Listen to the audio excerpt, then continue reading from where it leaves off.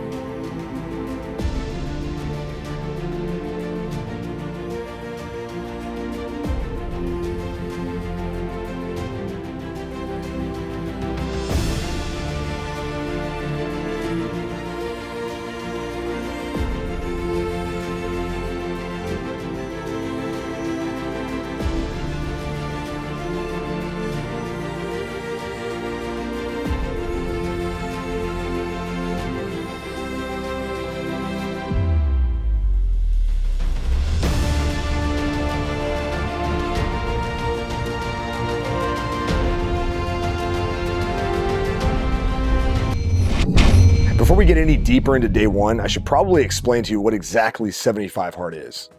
So 75 hard is a mental challenge for 75 days, and there's a daily task list that you need to complete every single day without fail. If you screw up any part of your checklist throughout the 75 days, you must restart the challenge immediately. 75 hard is also advertised as a non-fitness challenge. It's specifically a mental challenge, despite the fact that the list that I'm about to share with you primarily focuses on the health and fitness aspect of your day-to-day routine. So during the 75-day challenge, here is the daily tasks that you need to complete. First and foremost, you need to take a progress picture every single day. The second thing is you're not allowed to have any cheat meals or any alcohol during the 75 days. You must follow a strict diet of your choosing for 75 days. You need to work out twice a day. One of those workouts must be outside. Each workout must be 45 minutes long. You also must drink 1 gallon of water every single day. And you must read 10 pages of a personal development book every single day. That is the 75 hard challenge list. All right, guys, day one is coming to an end here. Hit all the boxes, did all the stuff. I got to be honest, I'm kind of having second thoughts. It just something doesn't sit well with me and how I approach things. So let me sleep on it, and I'll give you my thoughts. The 75 hard supporters say that 75 hard is not a fitness challenge. However, everything about 75 hard revolves around fitness. Yes, I would agree, 75 hard is primarily a mental challenge, but I've spoken to thousands of guys over the years that said they actually did 75 hard to get in better shape. That was the primary reason that they even took on the challenge in the first place. My personal belief is that health and fitness should marry your individual lifestyle so that you have a permanent way of taking care of yourself for the rest of your life. It should be one of the most sustainable, enjoyable, and reliable parts of your life. The last thing it should be is the hardest part of your life. Most of my clients are business owners, high-end executives who are responsible for a lot of people and a lot of tasks each and every day, from family responsibilities to business responsibilities. And to be quite honest, the last thing they need is a super complicated, really restricted fitness program that they're trying to follow. Fitness should be one of the easiest and most simple parts of their life, something that they can wake up and do on autopilot most days. In fact, I've coached hundreds, possibly thousands of guys that have done 75 hard, completed the challenge, lost some weight, but then gained it all back after the challenge was over, and then decided to go all in on hiring me because they needed something that was sustainable. All right, so tell me about 75 hard. I thought it was interesting, so I bought the book, and then I never did anything with it. Nothing, just sat there. So let's dig into this further. I can already see where the 75 Hard Challenge is going. Yes, it is a mental challenge for sure, but there's also this post-challenge effect that takes place. This is exactly why I quit doing bodybuilding shows many years ago. See, I was 65 pounds overweight in my early 20s, and I decided that doing a bodybuilding show was the hard challenge I needed to force myself to get in shape mentally and physically. And yeah, I got super shredded, and my mental toughness definitely went up a level. But the whole entire prep, I just couldn't wait for the challenge to be over. I couldn't wait for there to be more balance in my life. And I can see the same thing playing out with 75 Hard. I even see huge names in the fitness industry, in the personal development industry, authors, coaches who do 75 Hard. They announce it publicly.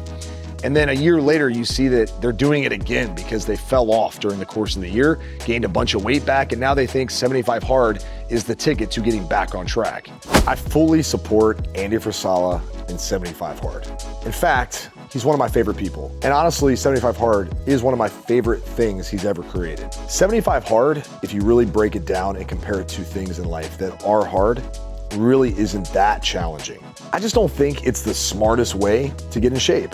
Nobody needs to train 2 times a day, unless you're a professional athlete or you're training for something super specific that requires multiple training sessions every day. Nobody needs to be 100% perfect with their diet. Nobody needs to go 100% anti-alcohol for 75 days in order to get in shape. Being 90% on track with your food and your meals is going to get you ripped. But it is a phenomenal way to organize your day and step your mental game up. But if fitness is your primary focus, here's what I suggest you do.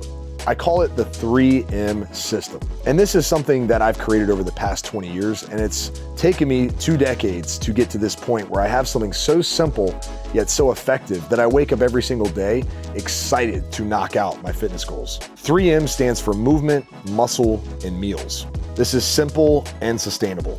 Because in all honesty, it's not so much the 75 Hard challenge that's the problem, it's what do you do after 75 Hard? My suggestion is move into something like the 3M system. Don't just do this challenge and then go back to your old ways. Transition right away into 3 simple things. Number 1, hitting your step goal every day, a movement goal in order for you to burn more calories. Hitting your calories and your protein goal every single day. And then hitting 3 to 5 workouts every single week for 30 to 45 minutes. This will keep you from losing any progress you made during the 75 Hard Challenge and also continuing to progress over time. But most importantly, and I can't stress this enough, and arguably this is probably what's missing from your life, you need to get accountability. If you don't have someone to keep you accountable, you're ultimately going to fail trying to do things on your own. Invest in yourself. Doing a hard, free challenge for 75 days will probably get you some results. But when you invest heavily into any area of your life, that's when you're gonna see massive transformation. So what's the big question? Well, the question is, should you do 75 Hard? And my answer might piss you off, and that is maybe. Or maybe you need to invest in yourself. Stop looking for free, stop looking for quick, stop looking for short term. Hire a mentor, hire a team, hire a coach to change not just how you look, but honestly how you think. And if that's the case, I have a link in the description of this video that's the first step in investing in yourself. It's an opportunity to connect with me or my team to book a quick call to see what's holding you back, what's ultimately stopping you from making fitness a permanent part of who you are. I only work with executives, business owners, or high-level professionals who want an elite physique to match their elite success in their career. If that resonates with you, and there's a deep drive, a deep desire for you to be the one guy in every single room that you walk into that's lean, healthy, fit, that all eyes are on you, you're the total package in every room you walk into, then go click that link, schedule a quick chat, and I'll talk to you soon. Life moves fast. Make it count.